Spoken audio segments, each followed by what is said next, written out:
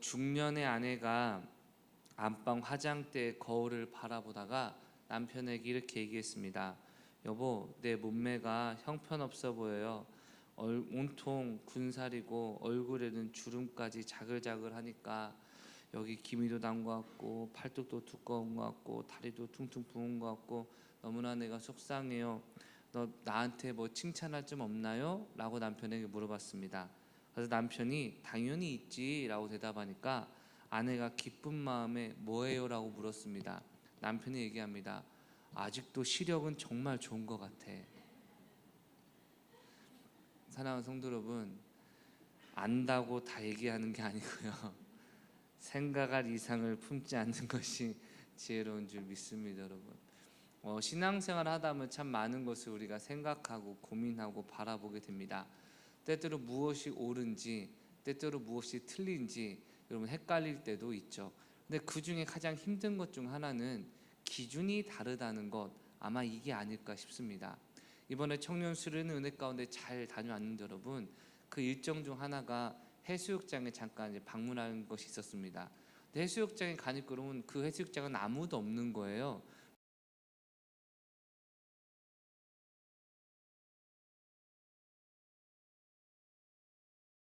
그래서 저희가 물에는 안 들어가고 이 백사장이라 하나요? 여기 잠깐만 가서 사진 찍어도 되나요? 했더니 어떤 아저씨가 안 돼요. 들어가지 말라고요. 안 돼요. 계속 그러는 겁니다, 여러분.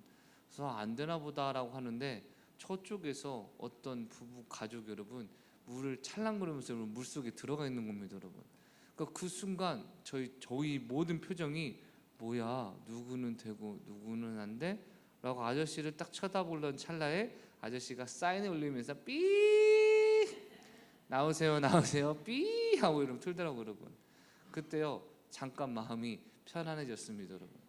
무슨 말을 하냐, 쟤는 되고 나는 안 돼. 이러한 게 여러분 참 어렵지 않습니까? 나도 안 되면 너도 안 돼. 자, 어렸을 때 여러분 엄마가 꽃게 씻으신다고 여러분 통에 넣는데 여러분 꽃게들이 있으니까 막 기어 나오려고 난리를 치더라고요, 여러분. 막 그런데 못 기어 나오는 이유가 뭐냐, 기어 나올라지면 밑에 여러분 잡고 끌어내리니까 다 못 넘어가더라고요, 여러분. 뭐 그렇죠.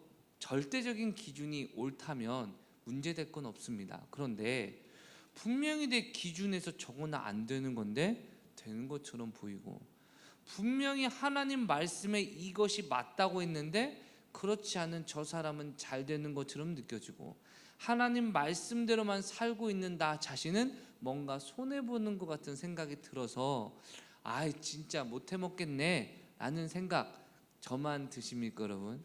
가끔 우리가 좀 들지 않습니까? 이 눈빛들을 보니까 안 드시나 봐요. 예. 근데 여러분 이런 마음을, 불편한 마음을 가지고 있을 때 잘 생각해 보면 하나님은 우리에게 말씀하시고 우리 각 사람에게 은혜를 주시고 책임져 주신다 말씀하셨지, 모든 사람을 다 똑같이 상급 주고 똑같이 은혜 주고 대우하신다고 하진 않으셨기에 우리는 그저 공의로우신 하나님을 신뢰하며 그분이 나에게 주신 은혜를 바라보며 살아가면 충분한 거 아닙니까, 여러분? 근데 자꾸 다른 것을 보게 되고 내가 생각할 이상을 자꾸 생각하게 되다 보니 하나님의 은혜를 놓칠 때가 많다는 것이죠, 여러분.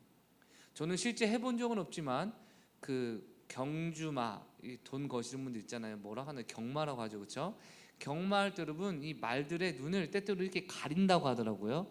왜 이렇게 가려놓냐? 이 말들이 이것을 가려놓지 않으면 다른 데 쳐다보느라 달리는 데 집중하지 못한다는 겁니다.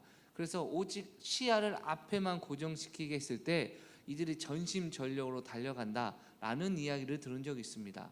똑같이 달리기를 하는 말들이라 할지라도 옆을 보거나 다른 데를 보게 되면 집중하지 못하고 속력이 늦춰진다는 걸 의미하겠죠.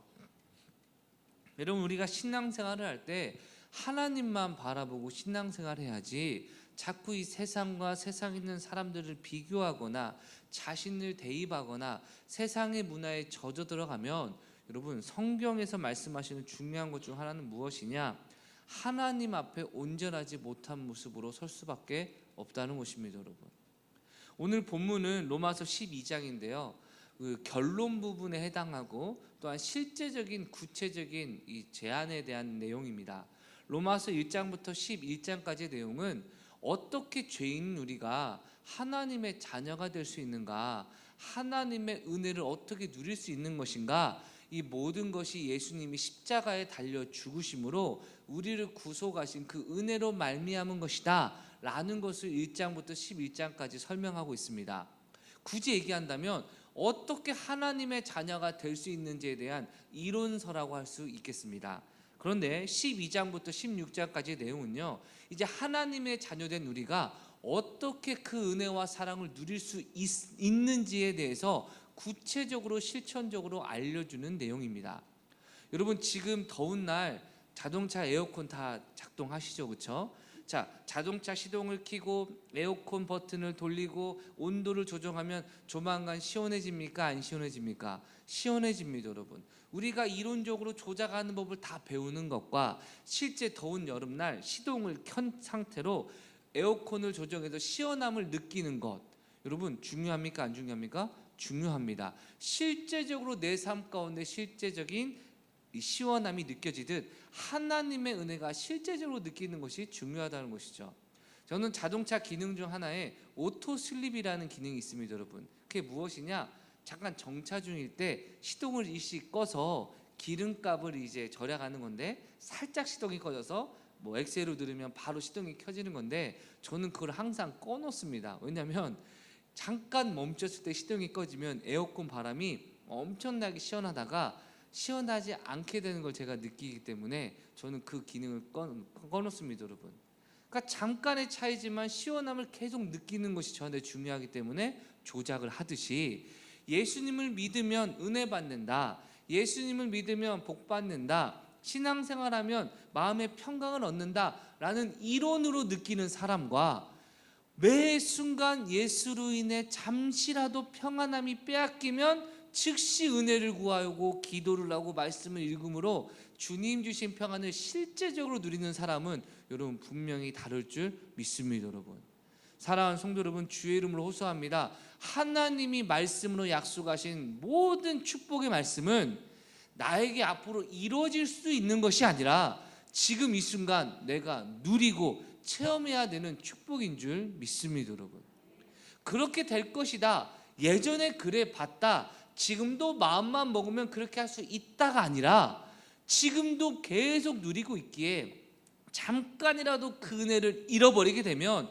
견디지 못하는 어려움, 여러분 이것을 누리는 자가 진짜 하나님의 은혜를 누리는 것이 아니겠습니까? 여러분, 지금 이번 한 주간의 삶 가운데 하나님으로 기뻐하시고 하나님이 나를 사랑하신다는 것만으로 만족감을 누리는 삶, 또한 내 삶에 어려움이 있을 때 기도할 때 하나님이 내 마음에 평안을 주시거나 아니면 주변의 환경을 변화시키거나 아니면 나의 어떤 육체의 질병을 치유하시는 은혜를 경험하는 삶, 여러분 실제적인 삶을 누리시길 하나님이 원하시고 오늘 이 자리에 저와 여러분을 불러주시는 줄 믿습니다. 여러분, 저도 이제 수련회 가기 전에 이틀 전에 여러분 갑자기 발목이 아픈 겁니다.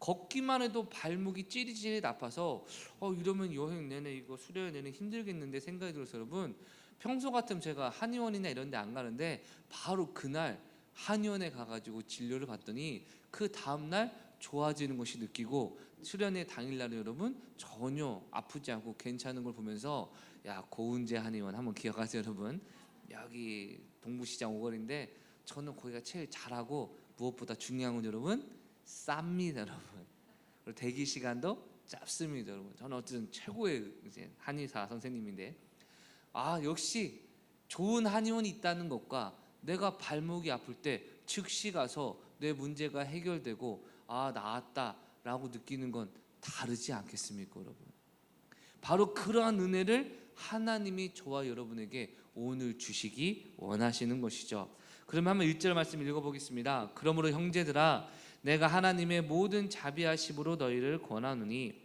너희 몸을 하나님이 기뻐하시는 거룩한 산 제물로 드리라. 이는 너희가 드릴 영적 예배니라. 아멘. 제가 예전에 어떤 남자가 참으로 무식하고 위험한 발언하는 것을 본 적이 있습니다. 그게 무엇이냐? 화장을 여자가 열심히 하고 있으니까 남자가 물끄러미 보다가 이런 얘기 하는 겁니다. 여자들은 화장을 왜 해? 다 남자한테 이뻐 보이려고 그러지? 그 말을 하더라고요, 여러분. 그래서 좀 위험한 발언이다 생각한 적 있는데, 여러분, 우리가 누군가에게 잘 보이게 하는 것, 물론 그것도 맞죠. 그런데 잘 보이게 하는 것의 이유 중 하나는 그 잘 보일 만한 대상이 나한테 잘해주거나 나에게 더 좋은 것을 주거나 나에게 사랑을 줄 때 우리가 더 기쁜 마음으로 할 수 있는 거 아니겠습니까, 여러분? 정말 아내를 너무나 사랑하는 남편은요, 아내가 기뻐할 걸 생각하며 아내에게 선물을 주고, 또 남편을 너무나 사랑하는 아내는 남편이 기뻐할 걸 생각하며 남편이 원하는 것을 선물해 줄 수 있겠죠. 여러분, 우리 몸을 하나님이 기뻐하시는 거룩한 살아있는 제물로 하나님께 드린다는 것, 여러분은 지금 이 문장이 어떻게 와닿으십니까? 만약 내가 마음에 들지 않는 사람에게 이뻐 보이고 사랑받기 위해서 노력한다는 건 참으로 힘들고 부담스러운 내용일 겁니다. 조금만 내가 긴장을 늦추게 되면 단 한순간의 나의 모습으로 인해 나를 사랑하지 않고 나를 함부로 대할 수 있다는 생각이 든다면 참으로 스트레스가 되는 거 아니겠습니까? 그런데 만약에 그 사람이 나를 너무나 사랑해서 내가 조금만 그 사람에게 잘 보이려고 노력만 해도 알아주고 베풀어주고 사랑해준다는 확신이 있다면 여러분, 그 일은 그렇게 어렵지 않을 것입니다. 여러분, 우리가 중요한 건 하나님이 기뻐하시는 산 제물로 내 삶을 온전히 드린다는 것은요, 하나님이 나의 주인이심과 나의 모든 것을 주관하시는 분이심을 인정하고 주님의 뜻 가운데 순종하는 삶인 줄 믿습니다, 여러분. 그런데 여기에 대한 하나님에 대한 사랑과 신뢰와 은혜가 상실되면요, 이것처럼 부담스러운 말이 없습니다. 인간은 자유로운 존재입니까? 아니면 누구에게 구속받기 원하는 존재입니까? 자유를 누리기 원하는 존재입니다. 여러분, 학생들이 여러분 공부하려고 하다가 엄마가 한마디 하잖아요. 야, 공부 좀 해라. 그럼 애들 어떻게 합니까? 안 해, 이럽니다, 여러분. 아니, 어차피 공부하려고 마음먹었으면 공부 좀 해라. 그럼 어떻습니까? 그럼 하려고 하고 있어요. 어떻게 제 마음과 엄마 마음이 통했네요? 라고 할 것 같은데 실상은 여러분, 에이씨, 기분 나빠, 안 해. 왜 그렇습니까? 하려고도 내가 하기 원하지 누군가에게 지배되거나 어떤 말 듣기 싫어하는 존재가 우리 인간 아닙니까, 여러분? 저도 요새 두 아들들을 보면서 여러분, 저 자신을 다시금 수양하는 마음으로 돌아보고 있습니다. 정말 어쩜 그렇게 말을 안 듣는지.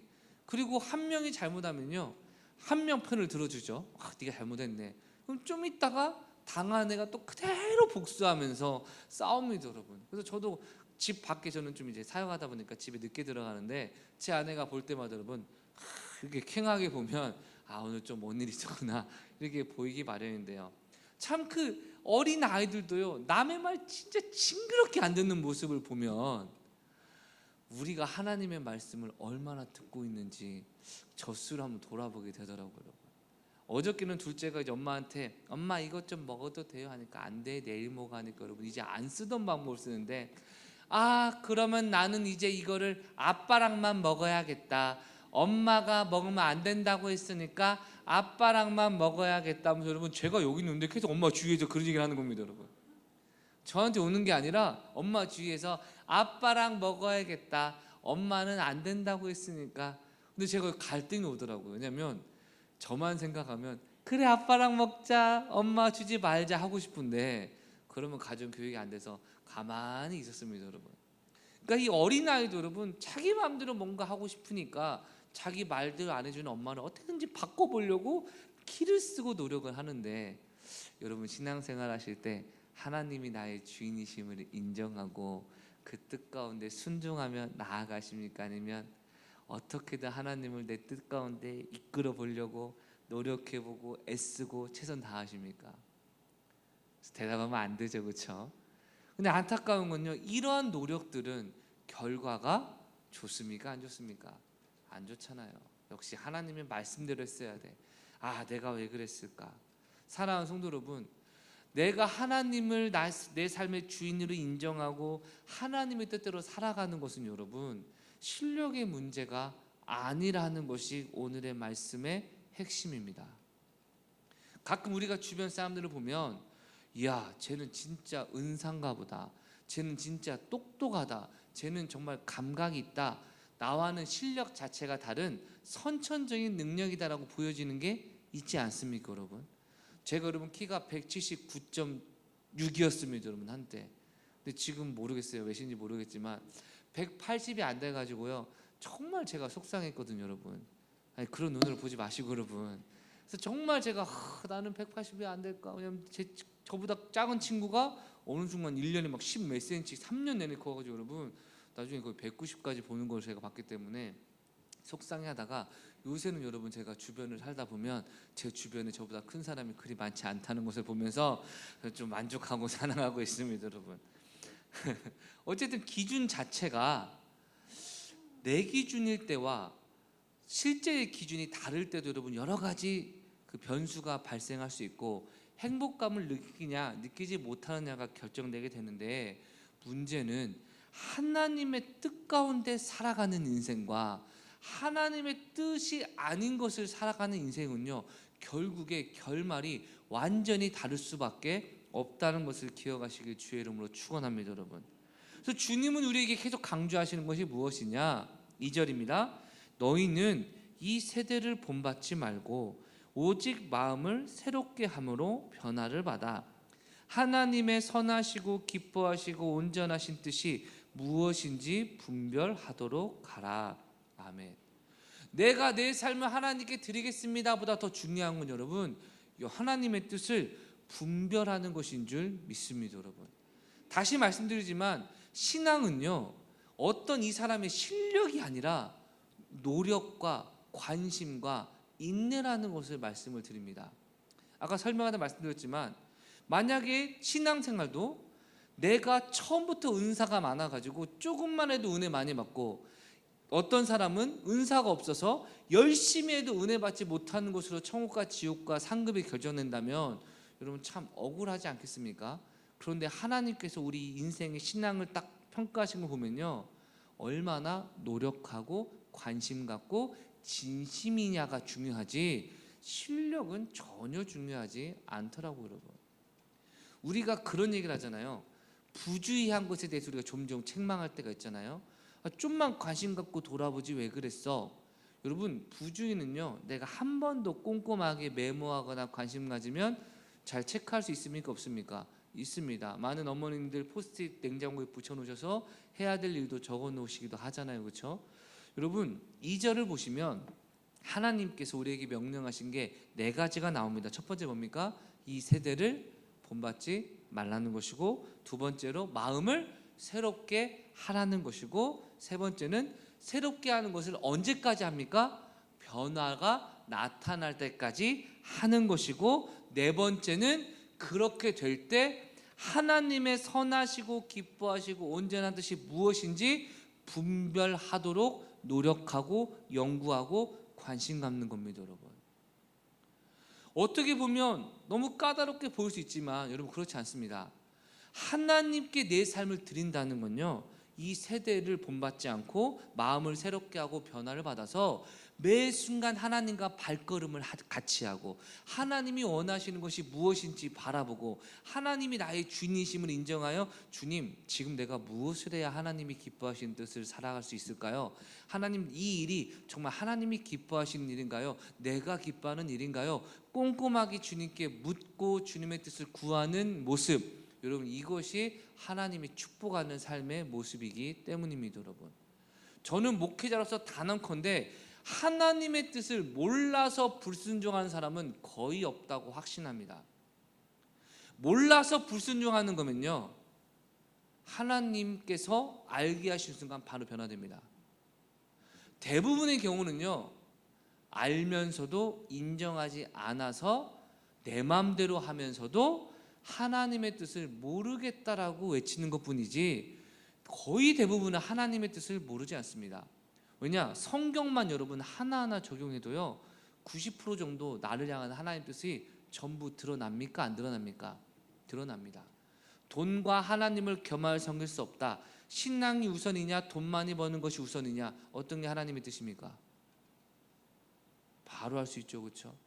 누군가가 미워가지고 경쟁하고 시기하는 마음 가운데 어떻게든지 저 사람들이 이겨내겠다, 라는 게 하나님의 뜻입니까? 아니면 나보다 남을 낮게 여기고 하나님의 공의의 원수를 맡기는 것이 하나님의 뜻입니까? 다 분별이 됩니다. 거의 뭐 자녀를 키우든 직장을 선택하든 모든 것이 여러분 하나님 뜻에 거의 다 분별이 됩니다. 그럼 때때로 이런 경우 있습니다.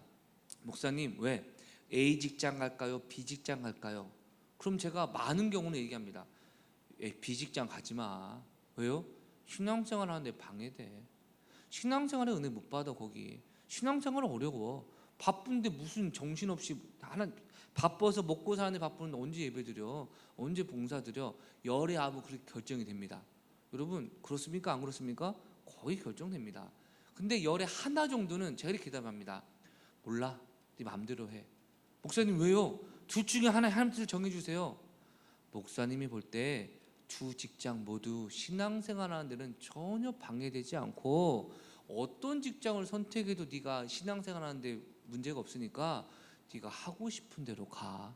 근데 이왕이면 둘 중에 돈 많이 주는 대로 가 라고 얘기합니다. 여러분, 아니 목사님 방금은 돈과 겸하여 하나님을 섬길 수 없다고 말하는데 왜 그런 말씀하십니까?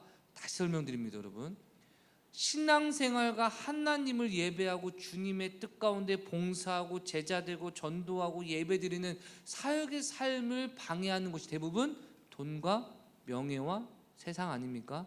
그 부분에서 하나님께 우선순위를 드리셔야 됩니다. 할렐루야. 이건 여러분이 인정하든 인정하지 않든 주님께서 분명히 말씀하셨습니다. 부자가 천국 들어가는 게 낙타가 바늘기 들어가는 것보다 어렵다. 여러분, 저는요 주님 말씀 따르랍니다. 부자 되려고 해가지고 천국 가기 어렵다고 하는데 나는 갈 수 있다라고 기어 구겨가지고 확률 떨어지지보다는 주님 말씀대로 구원받고 신앙생활 잘한 대로 가기 원합니다. 그런데요, 그 길로 가면 신기하고 재밌는 건 하나님이 경제적인 문제나 현실적인 문제를 채워 주십니다. 여러분, 그러니까 저는 아까 두 번째 사람이 참 부럽습니다. 목사님, A 직장 B 직장 어떤 게 하나님 뜻입니까? 모르겠어 나도. 근데 둘 중 어디에도 하나님의 뜻이 아닌 것은 없으니 네가 좀 더 고민해봐서 네가 선택해라. 여러분, 이게 진짜 멋있는 신앙 아닙니까? 할렐루야. 어떤 선택을 해도 이미 하나님의 뜻 안에 있기 때문에 이걸 선택하든 저걸 선택하든 문제가 없는 신앙, 얼마나 복된 신앙입니까? 이미 예배의 자리 나와 있고 이미 순종의 자리 나아가고 있고 이미 하나님의 선하시고 기뻐하시고 온전한 뜻이 무엇인지 분별을 했기에 그 자리에 있는 것, 여러분 그게 진짜 축복의 삶이고 이러한 삶으로 살아갈 때 하나님께서 복 주신다는 것입니다. 여러분, 그래서 저는 목회자로서 죄송합니다. 누구예요? 누구예요? 저는 어디예요? 절대 물어보지 좀 마세요. 알았죠 여러분? 그냥 제 목회 경험입니다. 제가 딱 봤을 때 아, 이거 성경 말씀대로 살아가시는구나 하는 경우 가운데 안 되는 걸 본 적이 없고요. 아, 이거 성경의 뜻대로 가는데 뭔가 타협한 게 있는데 아, 그래도 본인이 어려워하니까 어쩔 수 없지. 그래도 같이 기도해 드리자. 왜냐하면 저도 여러분 사람인지라 때때로 타협한 게 있을까요? 없을까요? 저도 있기 때문에 아이고 뭐 언젠가 때가 되면 하나님 깨닫게 하시고 아니면 그래도 좋은 거 주시면 좋겠다라고 기도할 때는 여러분 때때로 안 좋은 일이 펼쳐지는 것을 지켜볼 때도 있습니다.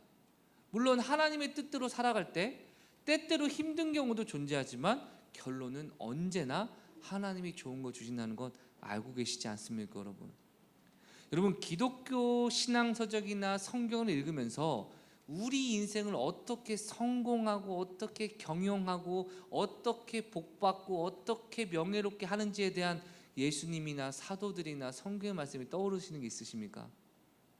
저는 없습니다. 언제나 성경의 모든 말씀은 하나님을 기쁘게 하고 영광 돌리는 삶을 살아가며 하나님의 뜻 안에 거하면 하나님이 너희에게 필요한 모든 것을 더하여 주시리라. 아멘. 하나님께서 모든 것을 다 더하여 주신다는 것입니다. 여러분, 하나님의 뜻을 알지 못하고 내가 뭔가 노력하는 것, 여러분 때때로 의미 없는 삶이 된다는 것입니다.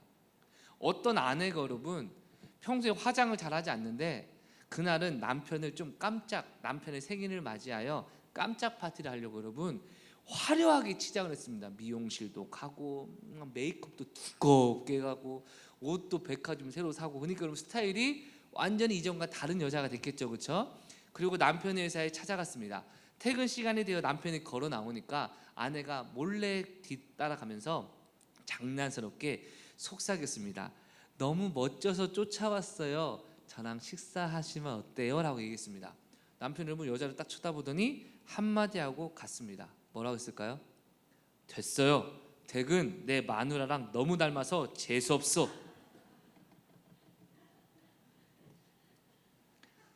아내 입장에서는 이렇게 화려하게 하면 우리 남편이 좋아하겠다 했지만, 남편은 집에서 아내가 자기한테 잘해주는 게 더 중요하다는 거 아니겠습니까? 하나님 앞에 내 모습이 이렇지는 않습니까? 세상의 치장, 나의 만족, 열심히 해서 하나님께 인정받기 원합니다 라고 하지만, 하나님은 우리가 예수님의 십자가의 은혜에 감사하고 나를 구원하신 주님의 은혜에 찬양하며 내 삶을 구원하시기 위해 자기 몸을 찢으신 예수님처럼 나도 나의 삶의 충성과 헌신을 통하여 주님을 기쁘시게 하고자 하는 삶으로 오늘 하루를 살아가는 그 삶을 기뻐하시지 않겠습니까? 근데 어쩌면 저와 여러분의 이번 한 주의 고민은 이렇게 주님과의 관계를 통해서 고민하는 게 아니라, 목회자인 저 입장에 생각하면 어떻게 하면 교회가 빨리 부흥할 수 있을까? 어떻게 하면 예배가 더욱더 활성화될 수 있을까? 어떻게 하면 찬양 인도할 때 더 목소리를 시원하게 고음을 내고 더 은혜스럽게 찬양하게 할 수 있을까? 만약 이런 고민들로만 제가 이번 한 주를 보냈다면 나를 향한 하나님의 사랑과 예수 그리스도의 십자가 은혜를 너무나 잊고 산 것은 아닙니까? 여러분 오해하지 마세요. 우리가 일상을 살면서 나의 필요를 위한 기도, 나의 경제를 위한 기도, 물질을 위한 기도, 관계를 위한 기도, 질병을 위한 기도, 하나님이 다 기뻐하시 응답해 주십니다. 여러분 그런 거 하지 말라는 것이 아니라, 먼저 하나님의 은혜를 깨닫고 주님의 구원의 은혜에 감사하며 주님을 사랑하는 마음이 우리 안에 회복되지 않으면 그 모든 것들이 기복주의적인 신앙으로 주님이 기뻐하시지 않는 잘못된 삶으로 변질될 수 있다는 것입니다. 여러분, 하나님을 사랑하는 마음이 내 안에 충만하시길 주의 이름으로 축원합니다. 여러분, 정말 좋은 곳 가면 마음이 기쁘고요, 좋은 것 먹으면 좋은 사람 데리고 와서 같이 먹고 싶고, 또한 좋은 곳에 어떤 물건을 쓰면 다른 사람에게 나눠주는 마음이 자연스럽게 들듯 내 마음이 언제나 하나님과 함께 즐거움과 기쁨과 평강이 내 안에 넘칠 때, 여러분 그 사랑이 얼마나 우리 안에 충만한 하나님의 은혜를 부어 주시겠습니까? 여러분, 우리가 너무나 많은 경우 2절 말씀처럼 세상을 봅니다. 세상에선 이게 유행이네, 나도 꼭 하고 싶다. 이 세대를 닮아가려 합니다.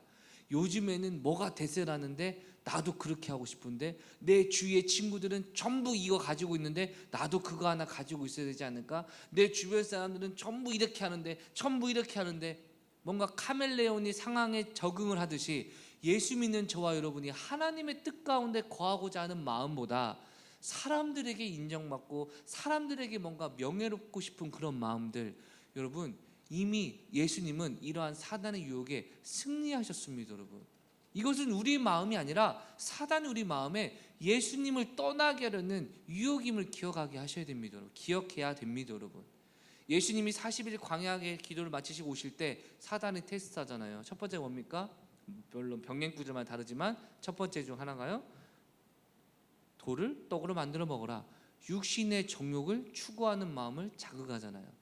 예수님 거절하십니다. 사람이 먹는 것으로 사는 것이 아니요 하나님의 말씀으로 산다라고 말씀하시며 자신의 시야를 세상의 기준이 아닌 하나님께 두시는 줄 믿습니다. 여러분, 또한 사단이 여러분 높은 곳에 데려가서 뭐합니까? 야 뛰어내려라. 그러면 천사들이 너를 받아줄 것이다.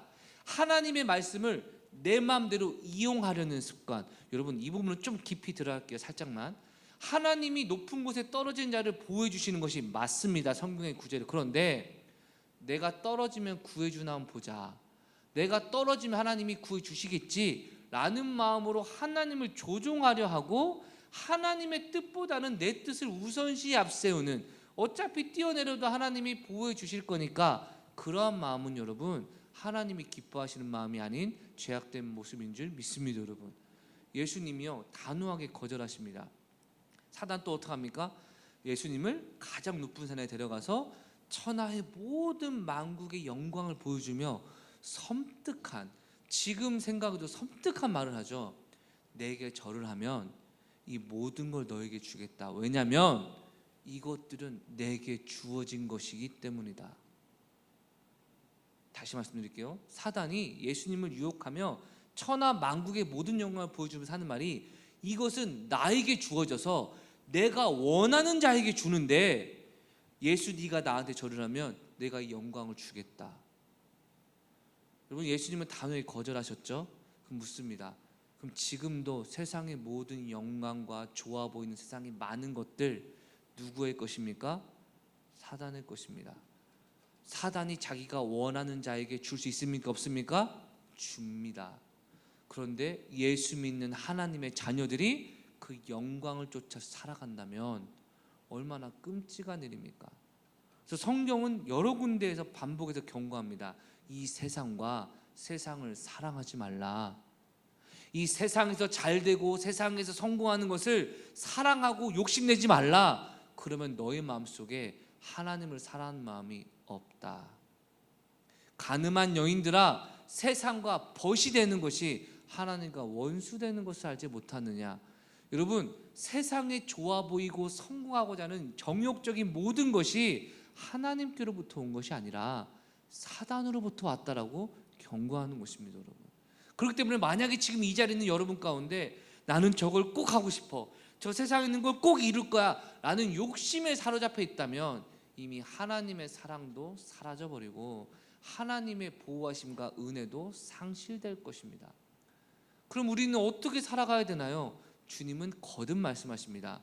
먼저 주님의 나라와 주님이 원하시는 의로운 일을 최선을 다하면 하나님이 너에게 필요한 것을 다 아시기 때문에, 이방인들은 이것 주세요라고 구하지만 하나님은 그것들을 우리에게 선물로 더해 주시니, 우리가 할 일은 먼저 하나님을 사랑하고 하나님이 나에게 허락하시는 세상의 것들을 주님의 뜻 안에서 구하고 얻는 것, 이것이 그리스도인들의 이 세상을 살아가는 비결입니다. 여러분, 다시 말해, 내가 내 인생의 만족을 위해서 세상의 것을 얻어내는 것이 아니라 하나님의 만족과 영광을 위해 살아갈 때 그 안에서 하나님, 나 저거 필요한데 주님께서 주시면 좋겠습니다 라고 나아가면 주님께서 필요한 거면 저한테 주시고 필요하지 않은 거면 안 주심을 통하여, 아, 저거는 나한테 안 주시는 걸 보니까 나한테 필요가 없는 건가 보구나,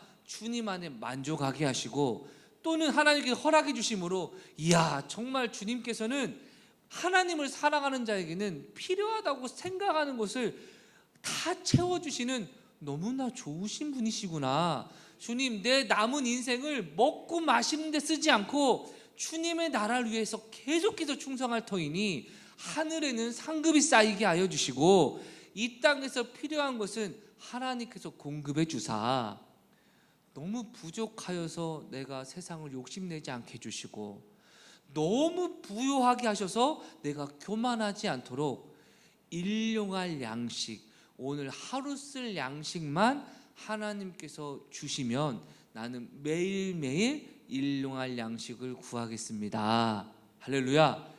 이것이 예수님께서 주기도문에서 가르치신 일용할 양식을 주시옵고의 설명 아닙니까? 여러분, 말씀을 마무리하겠습니다. 저도 목사지만 여러분, 목사들끼리 모여도요, 대화의 주제와 관심의 주제가 이게 세상을 향한 것인지 하나님을 향한 것인지 종종 헷갈릴 때가 있고요, 저 자신 스스로도 내가 이게 하나님의 뜻을 구하는 건지 아니면 내가 원하는 것을 자꾸 명분 삼아서 하는 것인지 헷갈릴 때가 많습니다. 여러분은 안 그러십니까? 근데 그 이유가요, 왜 그러냐? 하나님의 뜻을 분별하는 데는 4단계가 걸리기 때문입니다. 다시 말씀드립니다. 먼저 이 세대를 본받지 않겠다라는 결심과, 두 번째, 내 마음이 너무 치우친 게 아닐까? 욕심 부리는 게 아닐까? 마음을 새롭게 해야겠다. 말씀과 기도로 새롭게 하여서 언제까지 하는 겁니까? 실제 내 마음이 완전히 변화되어서 그 후에 저절되는 것이 아닙니다. 지금부터 하나님의 기쁘시고 온전한 뜻이 무엇인지 막 살펴보는 분별 작업이 이루어져야 그때 하나님의 뜻을 분별할 수 있기 때문입니다. 여러분 자신 없으시면요, 이게 하나님의 뜻이다란 말 쉽게 안 하시는 게 지혜롭습니다. 혹시 제가 여러분과 무슨 상담하면서 이건 하나님 뜻이에요, 성경에 근거 있어요, 아니요 제가 보니까 하나님 뜻이에요 라고 말하는 것을 들어본 적 있으십니까? 있다면 말씀해 주세요. 제가 꼭 회개하겠습니다.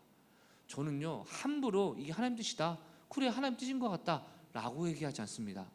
오히려 결과가 다 드러나고 여러분이 원하시고 여러분이 행복해 하신다면 그래요, 그게 하나님 뜻인가 보네요 라고 말을 할 수 있을지언정, 결정하는 과정에서는요 성경은 이렇게 얘기하는데 하나님 뜻을 잘 분별하시기 바랍니다 라고 얘기하는 것 중 하나가 뭐냐, 얼마나 하나님 뜻을 분별하기가 쉽지 않은데 제가 함부로 얘기했다가 그 영혼 어떻게 책임집니까 여러분? 내 자신에게도, 우리 모두가 자신에게도, 가족 안에서도 하나님 뜻이다, 이게 하나님 뜻이야 함부로 얘기하시면 안 됩니다 여러분.